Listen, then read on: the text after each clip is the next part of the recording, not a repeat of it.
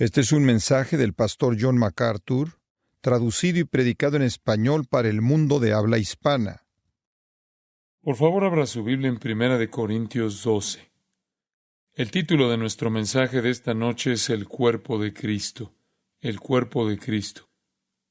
En los últimos años se ha hablado mucho sobre este tema en particular, y en el marco del cristianismo hoy en día existe una rebelión contra las denominaciones y contra la iglesia organizada, y también un énfasis extremo en el cuerpo de Cristo con un formato no estructural. Ninguna organización de ningún tipo, en absoluto.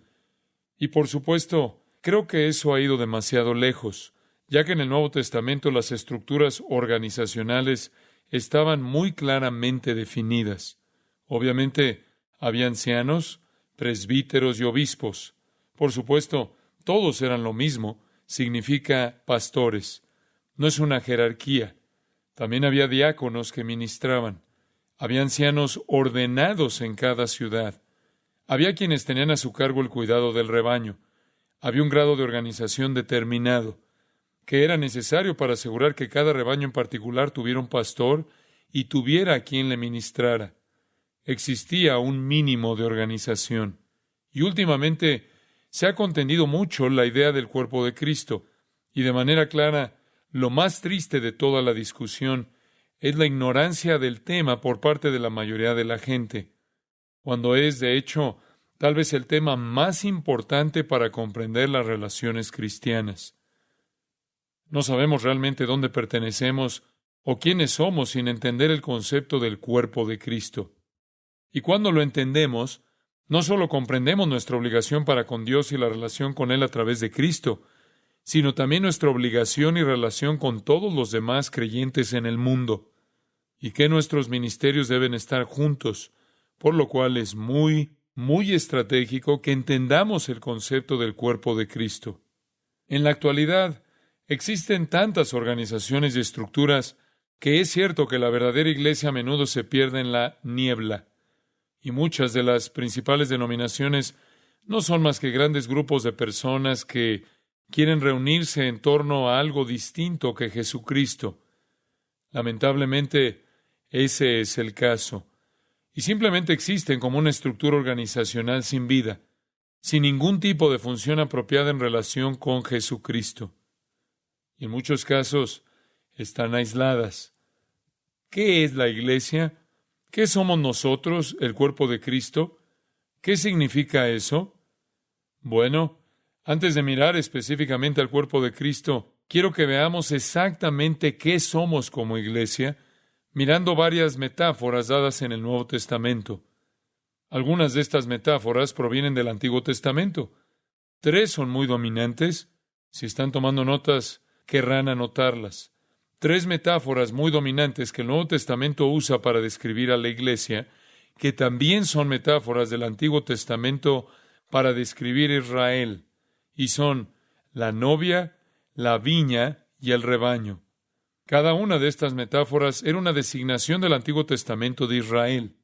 Israel era la novia de Dios, la viña de Dios y el rebaño de Dios.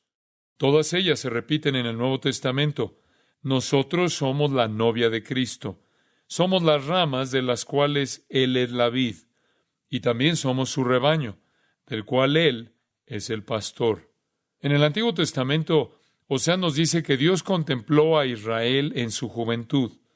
Dios tomó a Israel para sí mismo. Dios hizo un pacto matrimonial con Israel. Espiritualmente, Israel se convirtió en el pueblo que era la novia de Dios. Y desde ese momento tuvo que lidiar con la infidelidad continua de Israel, los actos continuos de adulterio espiritual de Israel, quien incesantemente fue tras otros dioses. Israel, dice Oseas, era verdaderamente una mujer infiel. También en el Nuevo Testamento, la iglesia es vista como una vid, tal como se nos ve como una novia. Y en el Antiguo Testamento, la vid o la viña representaba a Israel. Dios dijo que fue y plantó un viñedo. Él dijo que lo plantó en una colina fértil. Y esta era una imagen de Dios sacando a Israel de Egipto y situándolos en Canaán. Dios dijo, los removí y planté esta viña en esta ladera muy fértil. Allí echó raíces y llenó la tierra. Y entonces Dios construyó una torre de vigilancia, y desde allí custodiaba la viña. Y también erigió un lagar para preparar la vendimia. Y él miró su viña, nos dice Isaías, y quería que su viña produjera juicio. Pero la viña dio uvas silvestres de iniquidad. Y él miró su viña, nos dice Isaías, y quería que su viña o su vid produjera justicia. Pero la viña dio uvas silvestres de iniquidad, vileza, clamor y pecado. Entonces, Isaías 51 nos dice que Dios devastó su viña, y lo hizo. La tercera metáfora del Antiguo Testamento que Dios usó comparó a Israel con un rebaño, y Él era el pastor de Israel. Él llevó a José como a un rebaño, dice la Biblia. Tal como Él los había redimido de Egipto, dice Isaías, los llevó y los cargó como si llevara un cordero. Así que después de la cautividad de Babilonia, Isaías dice otra vez, Él reunió a los corderos en sus brazos y llevó suavemente a las recién paridas. Y Dios tiene una relación con Israel que es la de un pastor con su rebaño. Vemos las tres imágenes que Dios usó para determinar su relación con Israel en el Antiguo Testamento. Cada una de estas imágenes muestra la relación de Dios con Israel y enfatiza, noten esto, que el trato de Dios con su pueblo era directo. Era directo y era un ministerio de salvación soberano, así como también un ministerio de protección. Por lo tanto, en el Antiguo Testamento, Dios escogió a Israel como su novia. Él plantó a Israel como su viña. Él guió a Israel como su rebaño. Cuando llegamos al Nuevo Testamento, Jesús audazmente aplica estas mismas metáforas a la iglesia. Él enfatiza aún más la relación personal. Permítanme ilustrarlo. En primer lugar, la metáfora del Antiguo Testamento del matrimonio. Jesús la aplica a nosotros diciendo que Él es el novio y nosotros somos, ¿qué? La novia. Él dice, yo soy el novio. Y recuerden que en los evangelios, cuando el esposo se presentaba, el ayuno era innecesario. Continuemos con los festejos, el esposo está aquí. Pablo describe esta metáfora con más detalle con referencia al sacrificio amoroso de Cristo por la iglesia. Habla también sobre el liderazgo de Cristo en la iglesia, su propósito final para la iglesia. Cristo ha tomado a la iglesia como una novia, y este es el libro de Efesios, a fin de presentársela a sí mismo una iglesia gloriosa, que no tuviese mancha ni arruga ni cosa semejante, sino que fuese santa y sin mancha. En otras palabras, nos junta como una virgen casta y pura. Y así nosotros, como iglesia, nos relacionamos con Cristo como una novia con el novio. De hecho, al final de Apocalipsis, cuando vayamos a estar con Jesucristo en la gloria, la Biblia dice que tendremos una cena. ¿Qué tipo de cena es? Es una cena de bodas. No solo eso, en 2 Corintios capítulo 5 dice que Dios nos ha dado las arras del Espíritu. Y la palabra griega arra significa literalmente anillo de compromiso.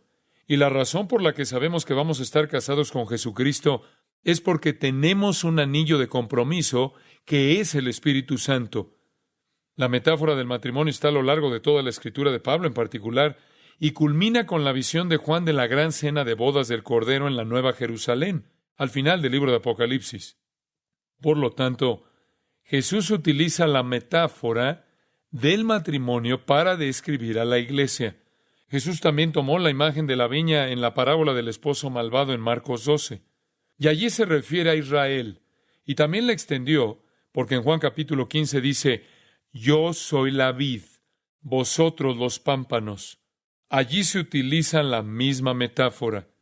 La iglesia son los pámpanos que dependen de la vid. Debemos permanecer en él y tenemos que estar sujetos a la purificación del viñador. Nosotros somos las ramas y él es la vid. Y así, Jesús usó la metáfora de la vid, pero no se detuvo ahí. También utilizó la metáfora del pastor. Juan 10, somos un rebaño. Mis ovejas oyen mi voz y yo las conozco y ellas me siguen. Y Jesús es el buen pastor. Él va al desierto para salvar a tan solo una de sus ovejas perdidas. Él da su vida por las ovejas. Él conduce a las ovejas a buenos pastos. Las protege de los lobos. Esta metáfora se expande a lo largo de todo el Nuevo Testamento. Estas son las tres metáforas básicas del Antiguo Testamento que Jesús aplicó para la iglesia. Estas son las principales. Hay otras 4. Estas son las principales que se encuentran en el Antiguo Testamento. Hay otras 4 a las que se alude en el Antiguo Testamento que Cristo también utiliza o que el Nuevo Testamento aplica a la iglesia. Y son las siguientes. El pueblo de Dios también es un reino. Y un reino es un dominio donde alguien es soberano. Y nosotros, amados hijos, hermanos, hijos de Dios, hermanos de Cristo, estamos bajo el dominio del gobierno de Dios y de Cristo. En estos momentos, estamos literalmente en su reino espiritual en el sentido de que Él nos rige. Somos un reino. Por ejemplo, Pablo dice en Colosenses 1:13, el cual nos ha librado de la potestad de las tinieblas y trasladado al reino de su amado Hijo. Así es, su querido Hijo. Y Cristo ejerce su dominio sobre nosotros por medio del Espíritu Santo. Si usted lee cuidadosamente entre líneas, eso es lo que se está diciendo. Esto es lo que dice Romanos 14:17. Porque el reino de Dios no es comida ni bebida, sino justicia, paz y gozo en el Espíritu Santo. Somos literalmente un reino. Hay otra metáfora con la que se nos designa en el Nuevo Testamento. También somos un hogar o una familia. Somos hijos de Dios y hermanos de Cristo. Somos coherederos de acuerdo con Romanos capítulo 8. Hermanos de acuerdo con Hebreos capítulo 2. Dios nos ha hecho nacer de nuevo en su familia.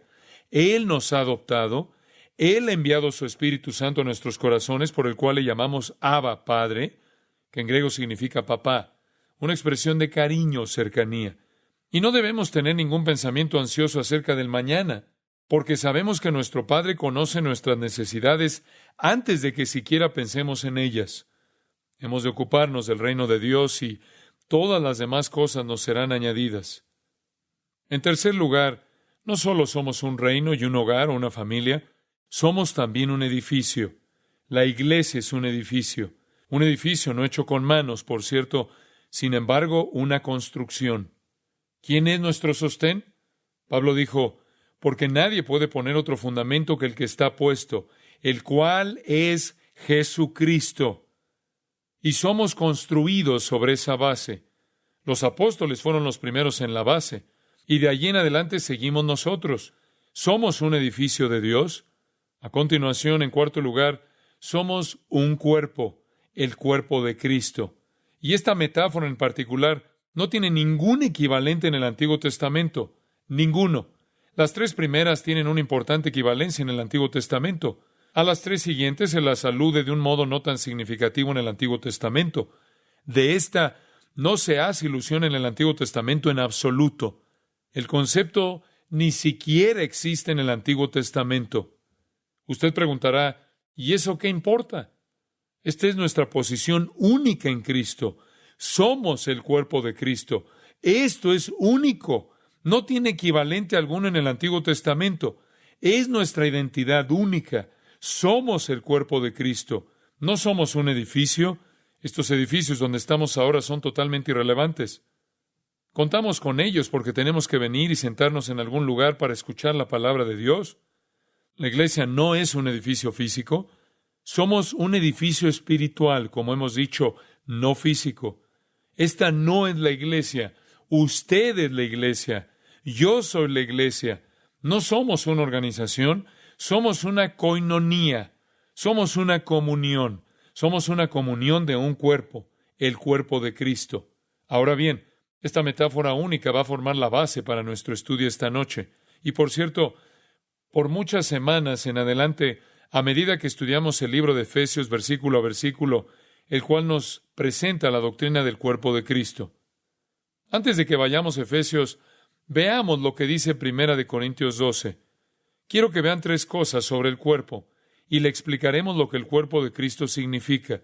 Esto es estratégico y quiero que pongan mucha atención. Quiero que observen 3 cosas. 3 cosas que caracterizan al cuerpo y que están completamente explicadas. 3 cosas que caracterizan al cuerpo y que están explicadas de manera detallada en el capítulo 12. Número 1, la unidad. Número 2, la diversidad. Número 3, la armonía. Unidad, diversidad, armonía. Son cosas clave para que usted entienda. Parte del motivo por que la iglesia está tan deteriorada es porque las personas no están funcionando como el cuerpo. Palabras estratégicas. En primer lugar, observemos la unidad. La primera característica dominante de un cuerpo es su unidad. 1 Corintios 12:12. Porque así como el cuerpo es uno. Y aquí se está hablando de un cuerpo físico, y tiene muchos miembros, pero todos los miembros del cuerpo, siendo muchos, son un solo cuerpo, así también Cristo. Aquí Pablo menciona el cuerpo físico, y dice a la gente que ellos deben saber que un cuerpo físico debe ser uno. No se puede tomar un cuerpo físico y poner un brazo aquí y una pierna allá, un par de metros más allá una cabeza y un corazón, y luego decirle al cuerpo que haga algo. No se le puede decir a los miembros desconectados, únanse y funcionen. Un cuerpo es una unidad o no existe.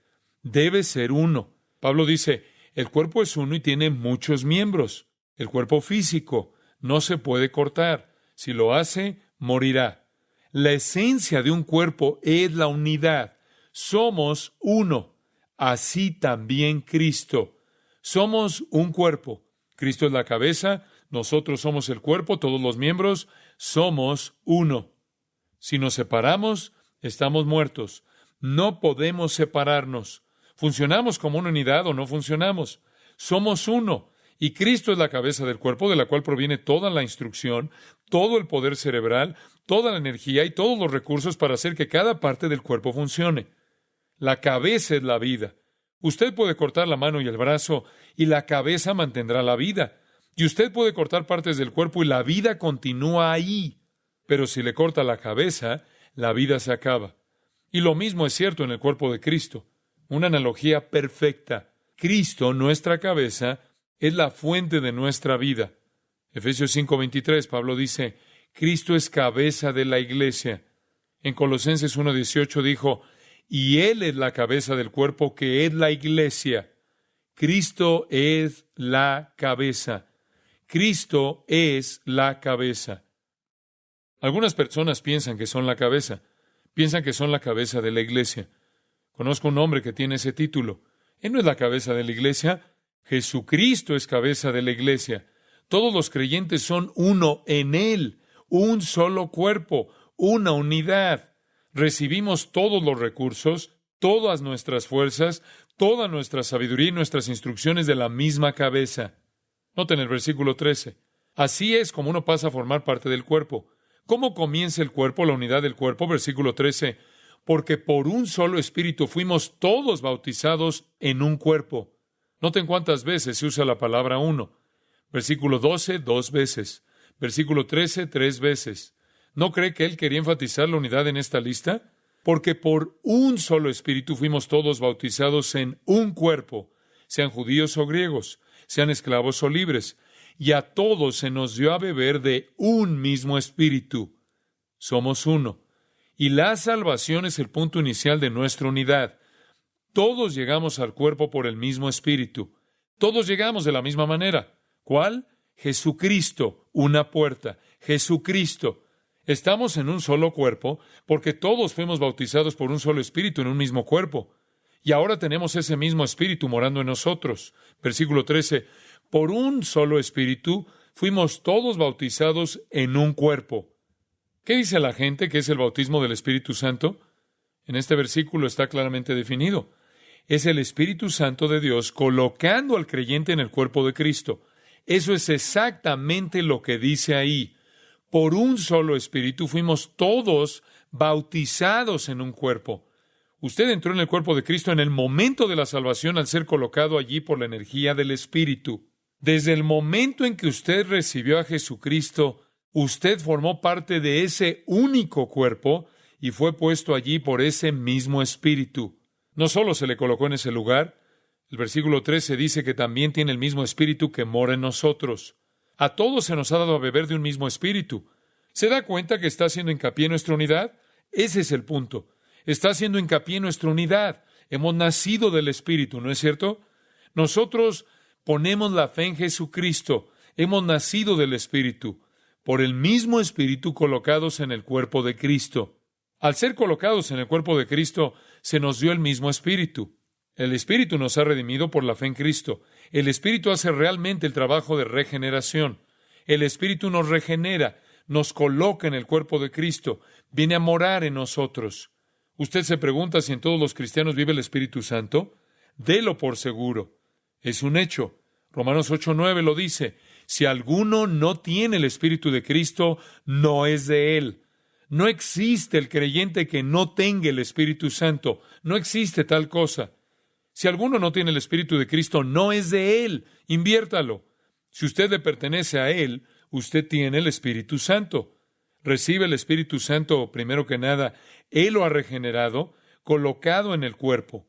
Entonces usted le recibió, bebió de él. Él vino dentro de usted. Él vino a usted. Él vino a su interior. Ahora, ¿ve que nuestra unidad está sujeta en el Espíritu? Por eso Pablo dice en Efesios 4:3 que tenemos la unidad del Espíritu.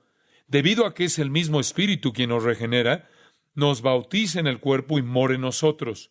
Nuestra unidad entonces no se basa en una base de denominación artificial. No se basa en el hecho de que solo somos todos creyentes en Cristo. Se basa en el hecho de que hemos sido identificados por el trabajo de un solo Espíritu.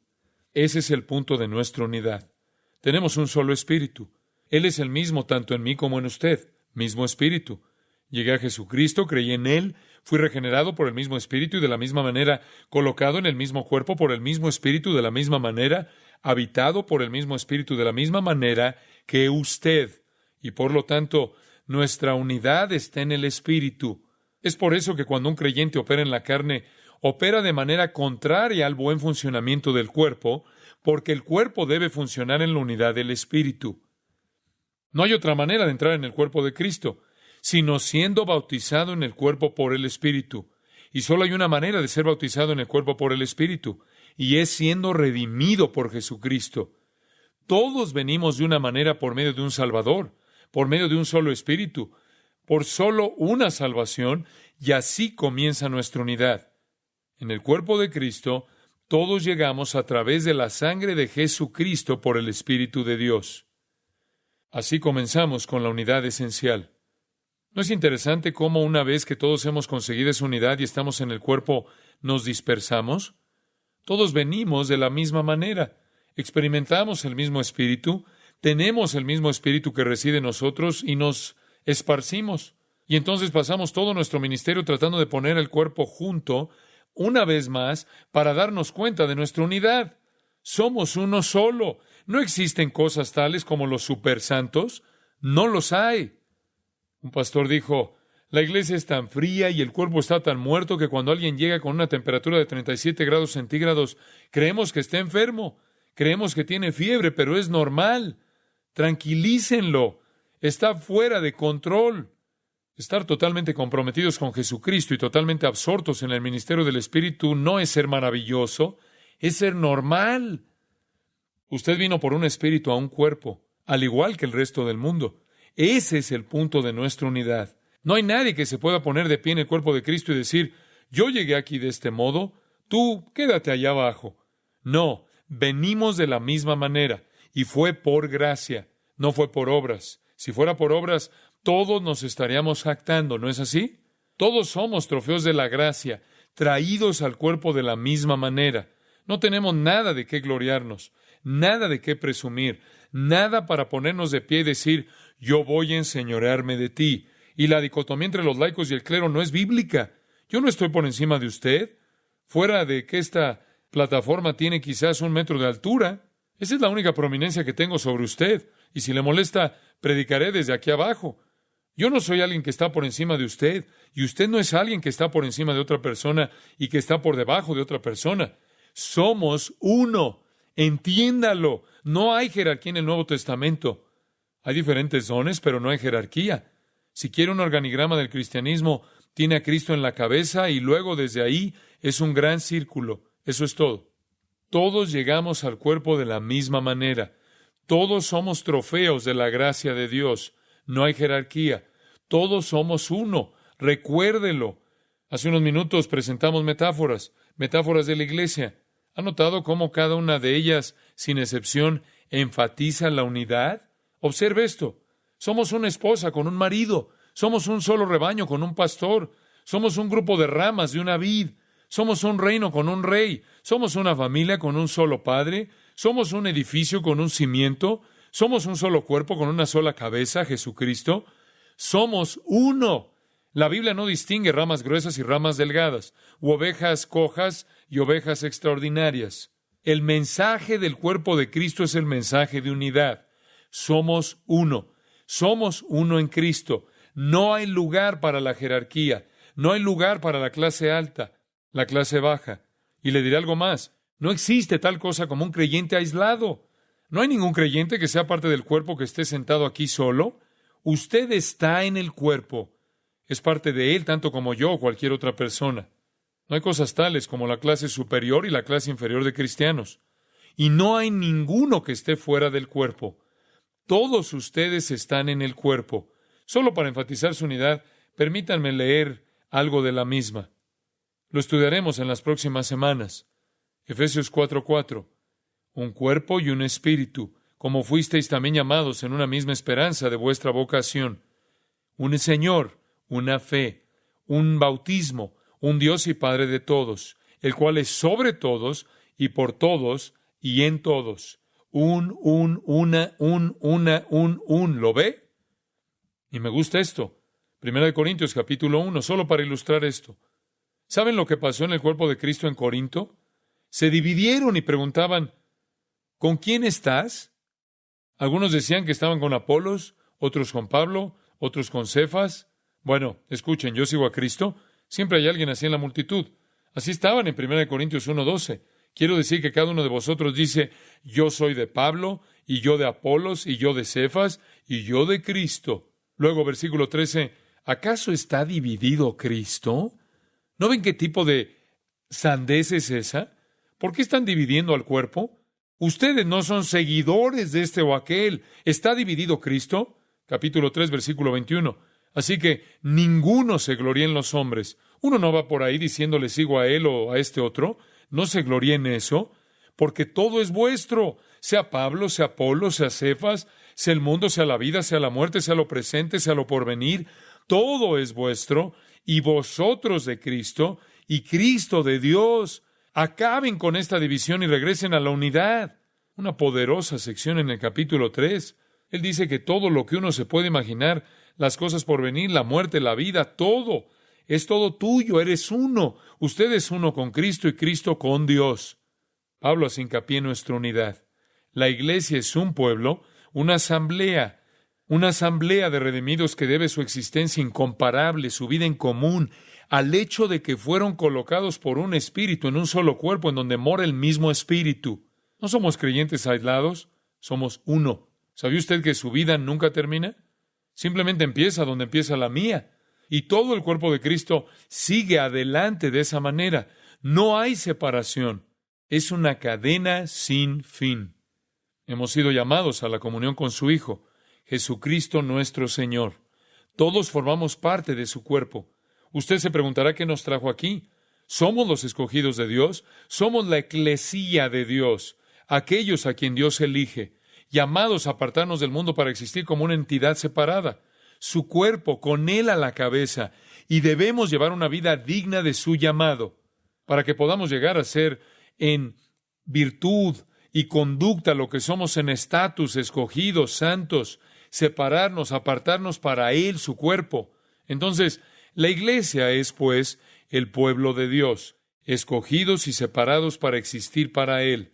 Uno en santidad, uno en misión. Todos tenemos la misma misión, uno en sufrimiento y uno en gloria. Somos uno. Efesios 2:2, escuchen esto. En aquel tiempo estabais sin Cristo, alejados de la ciudadanía de Israel y ajenos a los pactos de la promesa, sin esperanza y sin Dios en el mundo. Pero ahora en Cristo Jesús, vosotros que en otro tiempo estabais lejos, habéis sido hechos cercanos por la sangre de Cristo, porque Él es nuestra paz, que de ambos pueblos hizo uno, que es judío y gentil, derribando la pared intermedia de separación, aboliendo en su carne las enemistades, la ley de los mandamientos expresados en ordenanzas, para crear en sí mismo de los dos un solo y nuevo hombre, haciendo la paz y mediante la cruz reconciliar con Dios a ambos en un solo cuerpo. Y luego continúa diciendo, porque por medio de Él los unos y los otros tenemos entrada por un mismo Espíritu al Padre. Somos uno. Gálatas 3:28, ya no hay judío ni griego, no hay esclavo ni libre, no hay varón ni mujer, porque todos vosotros sois uno en Cristo Jesús. Ninguna de esas distinciones existe en la iglesia en términos de nuestra posición en la bendición de Cristo. Somos este hombre nuevo, un cuerpo nuevo, el cuerpo de Cristo, algo nuevo. Antes no existía. Y Cristo ha abolido todas las barreras que nos hacen uno. Ha suprimido las barreras de nacionalidad, las barreras de raza, las barreras de clase, las barreras de sexo. Cada barrera ha sido abolida para formar a un hombre nuevo. Eso es algo glorioso. Somos uno. No importa quién eres, si amamos a Jesucristo, somos uno. Algunas personas no pueden entender esto. Piensan que existen cristianos aquí arriba y luego aquellos de clase baja. Eso no es así. Así que los días de la discriminación se han acabado. La iglesia que Cristo ha creado, encabezada por Cristo, no tolera las diferencias en absoluto. Ninguna. Hay algunos lugares en los que no se puede predicar este mensaje sin ser enviado a la cárcel.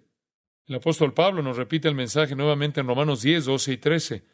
Porque no hay diferencia entre judío y griego, pues el mismo que es Señor de todos, es rico para con todos los que le invocan, porque todo aquel que invocar el nombre del Señor será salvo. Todas las barreras desaparecen. No hay barreras en Jesucristo. Somos un nuevo hombre. Y como resultado, todos los cristianos, ya sean judíos o gentiles, hombres o mujeres, esclavos u hombres libres, analfabetos, analfabetas, salvajes o griegos educados, sea cual fuera el caso, todos somos conciudadanos. Pablo nos llama a 4 cosas usando palabras griegas. Nos llama conciudadanos, coherederos, miembros, copartícipes. Uno, una unidad. En todas las metáforas se hace hincapié en la unidad. Es mi oración por esta iglesia que por lo menos esta parte del cuerpo de Cristo pueda sentir nuestra unidad. Necesito sufrir cuando usted sufre, y usted tiene que estar dolido cuando yo estoy dolido. Y tengo que ser sensible a sus necesidades. Y usted tiene que ser sensible a las mías. Y yo tengo que darle amor cuando necesita amor. Y necesito que usted me lo dé cuando yo lo necesite. Y exhortarlo cuando usted necesita que lo exhorten. Y que me exhorten cuando yo lo necesito. Y cuando necesite ser reprendido, reprenderlo. Y cuando necesito reprensión, que usted me reprenda a mí. Eso va para todos, excepto mi esposa. No quiero que se entusiasme. Ella ya lo hace. Usted y yo tenemos que funcionar en conjunto, ser sensibles el uno por el otro. Usted no debe aislarse como cristiano. Debe entrar en la corriente del cuerpo de Cristo. Debe entrar en la corriente de la vida del cuerpo. Muchos cristianos hoy vienen a la iglesia el domingo por la mañana, se sientan y piensan que Dios se siente bendecido por su presencia aquí. Y no tienen el concepto de operar en la corriente de la vida del cuerpo, por lo que funcionan como miembros incapacitados y mutilan al cuerpo de Cristo. Y el resto de nosotros andamos cojeando, tratando de compensar sus incapacidades. Se debe estar en la corriente principal de la vida del cuerpo. Usted debe ser sensible a mí y yo tengo que ser sensible a usted. Somos uno. Esto es lo que quería Jesús, desesperadamente. Juan capítulo 17, un capítulo precioso. Una mirada al corazón de Jesucristo. Escúchenlo a Él orando a su Padre. Pongan atención por lo que Él ora. Podría haber orado por muchas cosas, pero oigan por lo que ora. Juan 17:20. Mas no ruego solamente por estos, sino también por los que han de creer en mí por la palabra de ellos. En otras palabras, no solo estoy orando por mis discípulos, estoy orando por los que han de creer en mí por la palabra de ellos en el futuro. Ahora, ¿por qué voy a orar? Versículo 21. Para que todos sean uno, como tú, oh Padre, en mí y yo en ti, extrasensibles el uno por el otro. Es tan hermoso que ellos también sean uno en nosotros, para que el mundo crea que tú me has enviado. ¿Saben lo que convencerá al mundo acerca de quién es Jesús? Cuando seamos uno, la gloria que me diste, yo les he dado, para que sean uno, así como nosotros somos uno. Él nos otorgó su gloria, para que pudiéramos ser uno, y su gloria es el Espíritu Santo. La presencia del Espíritu Santo es nuestro punto de unión.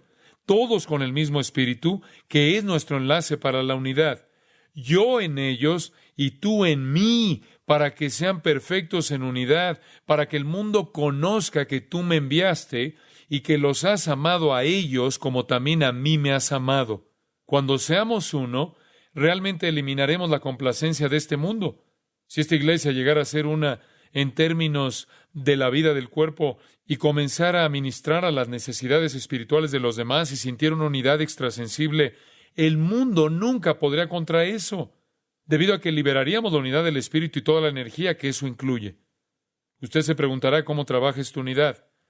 La clave está basada en la humildad. Vayamos a Filipenses 2:2. Jesús oró para que fuéramos uno. Pablo también deseaba lo mismo y los filipenses evidentemente no habían cumplido con esto. Quizás nos pueden dar un buen ejemplo de lo que necesitamos oír. Versículo 2, Pablo le dice a los filipenses: completad mi gozo, sintiendo lo mismo, teniendo el mismo amor, unánimes, sintiendo una misma cosa. ¿Ve lo que Pablo quiere que sean? Uno, solo sean uno. Tengan el mismo tipo de amor, el mismo amor. Sean uno, sean de un mismo sentir. ¿Qué sentir? Versículo 5. Haya pues en vosotros este sentir que hubo también en Cristo Jesús. ¿Cuál es? Versículo 6. El cual, siendo en forma de Dios, no estimó el ser igual a Dios como cosa que aferrarse, sino que se despojó a sí mismo, tomando forma de siervo, hecho semejante a los hombres, y estando en la condición de hombre, se humilló a sí mismo, haciéndose obediente hasta la muerte y muerte de cruz. Ese es el espíritu de humildad condescendiente. Aquí está la mente de Cristo. Él estaba allí, vino y fue obediente hasta la muerte. Esa es la humildad. ¿Ya sabe cómo llegamos a ser uno? Versículo 4. No mirando cada uno por lo suyo propio, sino cada cual también por lo de los otros. ¿Ya sabe cómo llegamos a ser uno? Siendo como Jesús y diciendo: mira, no importa mi persona, solo quiero venir aquí, y si eso significa sufrir para mostrar mi amor, voy a sufrir. La humildad solo dice que yo no me preocupo por mi persona, solo me importas tú. ¿Se imagina lo que pasaría si todos nosotros no nos preocupáramos para nada por nosotros mismos y por todo para los demás? Usted estaría muy bien cuidado, todo este cuerpo cuidaría de usted, pero la mayoría de los cristianos pasa mucho tiempo cuidando de sí mismos. Si alguna vez aprendiéramos, y por el Espíritu de Dios podemos, simplemente empezar a preocuparnos por los demás, nos ahogaríamos en cuidado y amor. Es la mente de la humildad. Yo no importo. ¿Por qué debería preocuparme por mí mismo? Yo solo quiero cuidar de ti. No hay egos heridos, no se ofende a nadie. La mente de la humildad era la mente de Cristo.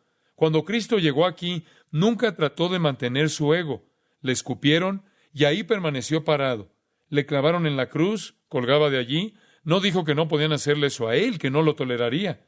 La mente de la humildad dice que si esto significa tu salvación y si esto significa tu beneficio y tu bendición, voy a sufrir, porque solo me preocupo por ti. ¿Eso suena extraño? Tristemente, pero eso es lo que el concepto del cuerpo significa. Es cuidar del otro y no cuidar de uno mismo. ¿Lo sabía? De eso se trata. En Romanos 12:3 dice Pablo: digo pues, por la gracia que me es dada a cada cual que está entre vosotros, que no tenga más alto concepto de sí que el que debe tener, sino que piense de sí con cordura, conforme a la medida de la fe que Dios repartió a cada uno.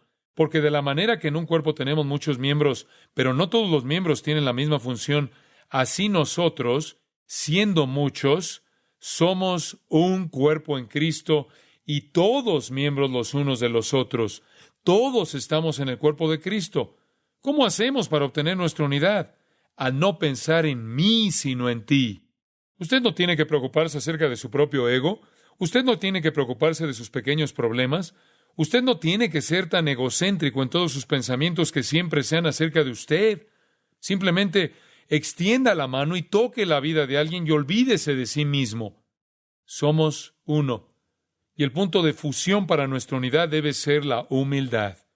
Usted preguntará ¿hasta dónde? Usted podrá ser pisoteado. Que le pisoteen. ¿Cree que Dios le puede restaurar? Sí. 1 Corintios 6. Espero que ninguno de ustedes esté en litigio en este momento. 1 Corintios capítulo 6 está a punto de ser devastado. 1 Corintios 6, 7 y 8 me encanta. Aquí Pablo está condenando a un cristiano que demanda a otro cristiano. Va a la corte y argumenta públicamente con él. Por cierto, es ya una falta en vosotros que tengáis pleitos entre vosotros mismos. ¿Por qué no sufrís más bien el agravio? ¿Por qué no sufrís más bien el ser defraudados? ¿Por qué no dejarme más bien ser defraudado? Solo aprenda que no podría importarle menos lo que le ha pasado. ¿Y quiere saber algo? Algún hermano le puede haber defraudado, pero algún otro hermano le va a ayudar, ya que una persona generosa y una persona cariñosa recibe lo que da y recibe de regreso el amor que entregó. Cristo es nuestra cabeza. Nosotros somos el cuerpo y estamos para servir el uno al otro en amor. La humildad es la clave. Hay una segunda clave como la humildad, y es el amor. Hay un versículo que es tan conmovedor, Juan 13:34, cuando Jesús dice, un mandamiento nuevo os doy, que os améis unos a otros. ¿Ahora ve lo que significa el amor? Al amor no le importa lo que pase. El amor no depende de las circunstancias. El amor solo se irradia hacia afuera, no importa lo que hagan. Eso es amor. El amor no elige. El amor está ahí. Todo el que se interponga en el camino recibe amor. Hay personas que dicen, yo amo a esa persona en el Señor, que es como decir que la odia. Es lo mismo, ¿no? No puede amar a alguien en el Señor. Usted la ama o no. Y Jesús dijo, esto no es una opción, este es un nuevo mandamiento. Usted dice, bueno, no tenemos la capacidad. Oh, sí. Romanos 5:5. El amor de Dios ha sido derramado en nuestros corazones. Un mandamiento nuevo os doy, que os améis unos a otros como yo os he amado, que también os améis unos a otros. Y cuidado con esto. En esto conocerán todos que sois mis discípulos, si tuviereis amor los unos con los otros. ¿Sabe usted cómo convencer al mundo de que Jesús es real y que realmente le amamos? La mayor evangelización en el mundo es tanto amor que el mundo no puede entenderlo. Si el principio que trae nuestra unidad es la humildad, la marca de nuestra unidad es el amor. Pablo se lo dijo a los tesalonicenses, el Señor os haga crecer y abundar en amor unos para con otros. Juan dijo que este es el mensaje que habéis oído desde el principio, que os améis los unos a los otros. ¿Está seguro que usted ama? ¿Ama como Cristo amó? ¿O es tan protector de su ego que cada vez que algo sale mal, toma represalias y reacciona y se amarga?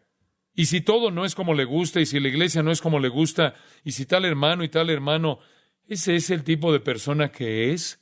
¿O es usted la clase de persona amorosa que no importa cuáles sean las circunstancias, su amor solo brota y todo lo que hay ahí afuera lo recibe? Somos uno. Y el principio de nuestra unidad es la humildad y la marca de la unidad es el amor. Es el tipo de amor que se humilla. Es el tipo de amor que se dirige a su hermano y dice, hermano, he tenido un resentimiento contra usted y quiero pedirle que me perdone y quiero comenzar a amarle. Esa es la clase de amor que es. Y entonces es el tipo de amor que dice, hermano, yo te perdono. Y es la clase de amor que dice, hermano, lo siento, lo siento. Es el tipo de amor que no critica a los demás para edificarse. Y es la clase de amor que ama sin importar el costo, el dinero, el prestigio, la posición, no importa.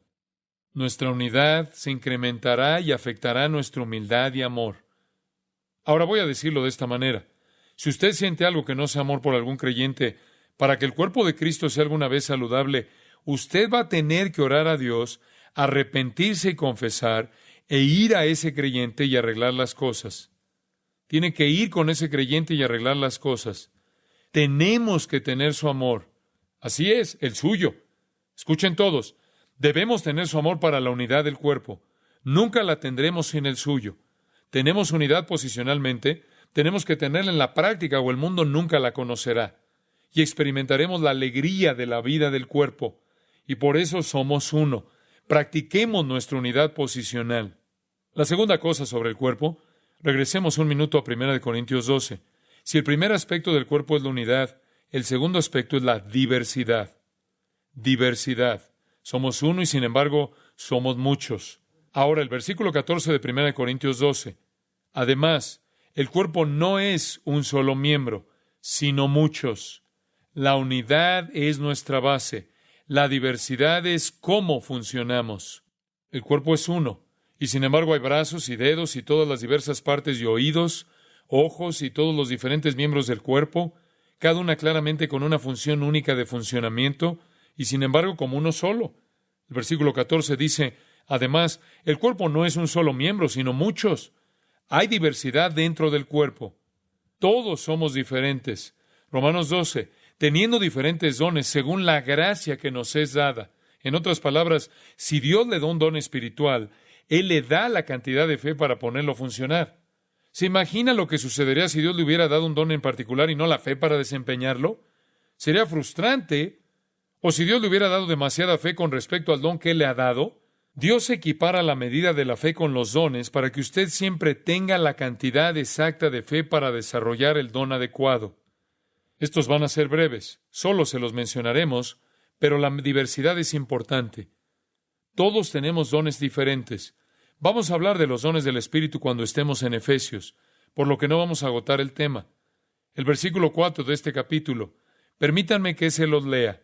Ahora bien, hay diversidad de dones. Estos no son talentos, no son habilidades innatas. Estos son dones otorgados por el Espíritu. Cuando usted se convierte en cristiano, Dios, a través de su Espíritu, le provee a usted un don específico. Son dados por el Espíritu dones divinos que usted posee. Hay diversidad de dones, pero el Espíritu es el mismo. Ahora podrá ver que el cuerpo necesita esto, ¿verdad? Tenemos que complementarnos. Nosotros no podemos ser todo, ¿no es cierto? Yo puedo hacer una cosa, usted puede hacer una cosa, alguien más puede hacer otra cosa y así nos ministramos por la salud del cuerpo. Cualquier órgano que no funciona mutila y paraliza el cuerpo. Hay diversidad de dones con el mismo Espíritu. Hay diversidad de ministerios, el mismo Señor. Hay diversidad de actividades, pero el mismo Dios. Es la diversidad en la unidad. Porque a éste es dada por el Espíritu palabra de sabiduría, a otro palabra de ciencia según el mismo Espíritu. Algunas personas lo tienen o lo aprenden. Ellos conocen la palabra de Dios. A otro, fe. ¿Sabe usted que la fe es un don dado por el Espíritu? Algunas personas tienen ese don, algunas personas no. Todos tenemos la fe para creer en Dios, pero algunos tienen el don de la fe, que es la fe más allá del tipo normal de fe. A otro, dones de sanidades, por el mismo Espíritu. A otro, el hacer milagros. A otro, profecía. A otro, discernimiento de espíritus. A otro, diversos géneros de lenguas. Y a otro, interpretación de lenguas. Y por supuesto, si estudia cuidadosamente la palabra de Dios, se dará cuenta de que hay todo tipo de dones mencionados en Romanos 12 y en Efesios también.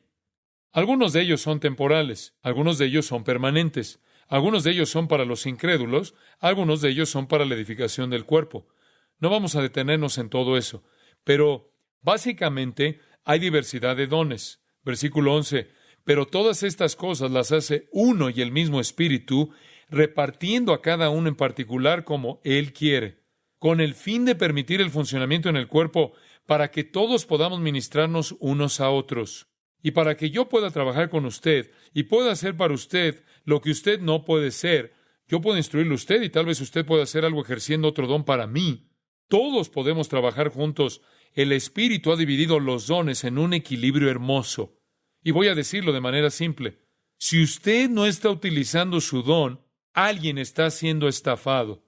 Alguien está sufriendo. Efesios nos dice que incluso la diversidad de los dones conducirá a la unidad. ¿Lo sabía? Efesios 4, 11 y 12. Y Él mismo constituyó a unos apóstoles, a otros profetas, a otros evangelistas, a otros pastores y maestros, a fin de perfeccionar a los santos para la obra del ministerio, para la edificación del cuerpo de Cristo hasta que todos lleguemos a la unidad de la fe. Como verá, la diversidad de los dones trae unidad. Usted preguntará, ¿cómo? Bueno, a medida que todos nos ministramos unos a otros y todos estamos siendo ministrados y ejerciendo nuestros dones en un intercambio perfecto, estamos madurando todos juntos. Y cada miembro recibe el cumplimiento perfecto de los dones. Así nos estamos uniendo. Porque si usted me está ministrando y yo le estoy ministrando a usted, y juntos estamos ejerciendo los dones que Dios nos ha dado, estamos todos juntos creciendo en un cuerpo maduro perfecto. Y así, la diversidad es muy importante.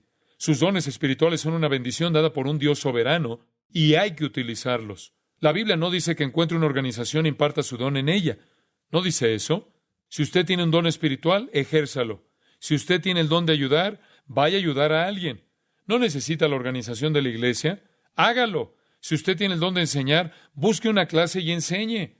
Busque a alguien que necesita ser enseñado. Si usted tiene el don de evangelizar, busque a alguien que no conoce a Jesucristo y evangelícelo. ¿No necesita la organización de la iglesia? Muchas personas están quietas, tienen dones espirituales que el cuerpo de Cristo anhela, y alguien necesita que le ministren. No espere a que la organización le dé un puesto. Vaya a buscar a alguien y practique su don. Y si usted no puede encontrar a alguien a quien ayudar con su don, entonces usted, para empezar, probablemente no está en la corriente principal de la vida del cuerpo. Necesitamos que su don sea ejercido. El Espíritu no se lo otorgó para dejarlo apoyado sobre un estante. Usted dirá, bueno, yo no sé cuál es mi don. Averígüelo. Lea la lista de dones en Romanos 12, 1 Corintios 12 y Efesios 4. Descubra cuál es el suyo por medio de la oración y mediante el estudio de los dones y la determinación de qué es lo que le gusta hacer y qué hacer con la bendición del Espíritu. Usted sabe que no tiene el don de ser pastor o maestro si usted es una mujer. Eso queda eliminado. En segundo lugar, usted sabe que no tiene el don de evangelismo si no puede estar delante de la gente y hablar, al menos a gran escala. Si le gusta trabajar con la gente, tal vez tenga el don de ayudar. Si usted es un gran organizador, tal vez usted tiene el don de administrar o gobernar. Sea cual fuere, usted los descubrirá y le prometo que si usted es honesto y quiere saberlo, el Espíritu Santo se lo mostrará. Y no se preocupe por esta iglesia. No se preocupe por Grace Community Church. Encuentre a alguien que necesite ser ministrado y ministreles. Usted no necesita esta organización para ejercer su don. Si lo hace, está apoyado en una muleta. Utilice su don. Si no hay vacante en la estructura, vaya a ministrar a alguien más. Vaya a enseñar a alguien. Vaya a buscar a alguien que quiere saber. Usted dice, ¿dónde están? Esta misma noche, la iglesia está llena de personas que necesitan conocer la palabra de Dios. Probablemente podrá comenzar con un conocido, ir a la casa de alguien, reunirse con ellos un día y sentarse a enseñarles algunas cosas. Hay tantos cristianos nuevos en esta iglesia que necesitan aprender. Encuentre un ministerio. Si su ministerio es el ministerio de la compasión, del cuidado de las personas, visite a algunos enfermos. Tenemos una lista de ellos. Llame a la oficina, búsquelos. No espere la estructura. Ministre su don. Hágalo ya. El punto 3, la armonía. La última cosa que el cuerpo debe tener es la armonía. Todos estamos ministrando nuestros dones y se tienen que combinar. Versículo 15. Si no hay armonía en el cuerpo, es ridículo. Si dijera el pie, porque no soy mano, no soy del cuerpo, ¿por eso no será del cuerpo? Por supuesto que no. Y si dijera la oreja, porque no soy ojo, no soy del cuerpo, ¿por eso no será del cuerpo? La idea de la insignificancia. Yo soy tan insignificante que ni siquiera pertenezco a esta situación. Eso no es verdad. Usted tiene una función. Versículo 17. Si todo el cuerpo fuese ojo, ¿dónde estaría el oído? Si todo fuese oído, ¿dónde estaría el olfato? Por eso Pablo dice, si todo el cuerpo era un ojo, ¿dónde estaría el oído? Si todo el cuerpo fuera oído, ¿dónde estaría el olfato? Tiene que existir la diversidad. No hay lugar para la envidia o los celos porque no hay jerarquía. Usted no tiene por qué envidiar los dones de nadie. Dios le ha dado el suyo. Son tan absolutamente 100% decisivos para la vida del cuerpo como el mío o el de cualquier otro. Y luego, en el versículo 18, mas ahora Dios ha colocado los miembros. Dios sabe lo que está haciendo, cada uno de ellos en el cuerpo como Él ha querido. Él tiene un plan maestro para la unidad.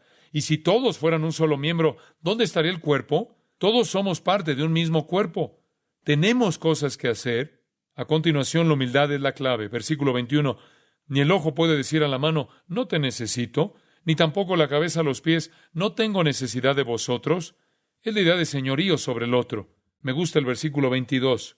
Antes bien, los miembros del cuerpo que parecen más débiles son los más necesarios. En otras palabras, él dice, lo que sucede en el fondo es lo que puede ser realmente necesario.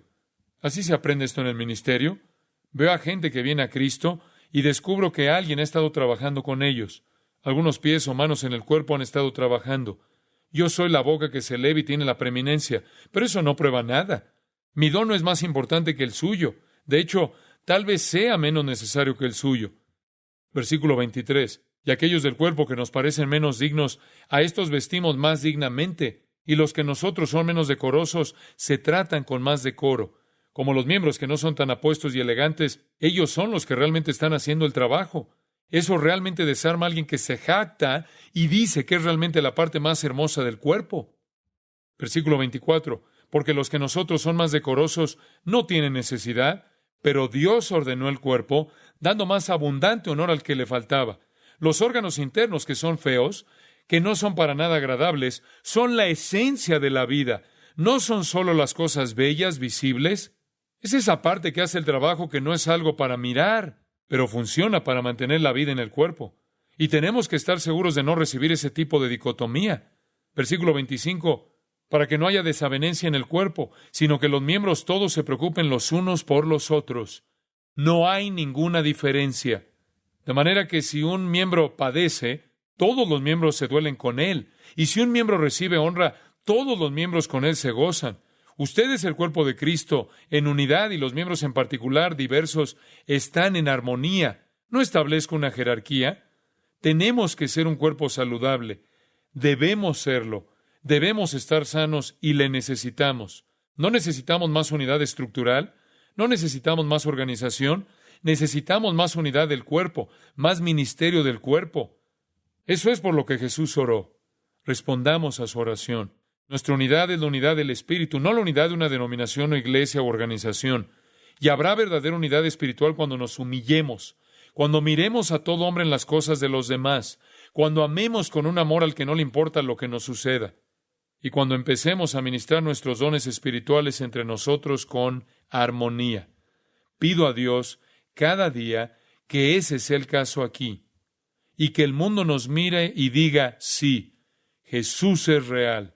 Podemos decirlo a causa del amor que tienen. Padre, te damos gracias esta noche por estas palabras. Las hemos sintetizado un poco, Señor, pero tú sabes. Muchas gracias por enseñarnos sobre el cuerpo. ¡Qué gloriosa verdad es! Gracias por Jesús, quien es nuestra cabeza, de la cual surgen el poder, la energía, los recursos, la sabiduría y la atracción para este cuerpo. Oh Dios, enséñanos a actuar, enséñanos a funcionar, ayúdanos a ir y encontrar un lugar donde ministrar nuestro don, que realmente podamos comenzar a trabajar para ti, para la salud del cuerpo, para que podamos estar tan unidos que establezcamos una antorcha que brinde llama en todo el mundo. Deseo que ore una breve oración conmigo. Cristo, reconozco mi lugar en el cuerpo. Quiero 3 cosas. En primer lugar, Cristo, enséñame a ser humilde. Número 2, enséñame a amar. Número 3, muéstrame mi don. Enséñame a usarlo. Enséñame a ser humilde, a amar, a conocer mi don y a usarlo. Usted puede tener más de uno. La mayoría de los cristianos lo tienen. Yo sé que el Espíritu de Dios honrará su oración. Le necesitamos. Desesperadamente, el cuerpo necesita que usted funcione, que sea sensible. Yo le necesito. Tenemos que trabajar juntos, cueste lo que cueste, cuidar de nosotros mismos como si fuéramos uno. Eso es por lo que Jesús oró. Eso es lo que queremos para su gloria. Para más información sobre los mensajes y libros del pastor John MacArthur y de los derechos legales de los mismos, puede acceder a la página en gracia.org.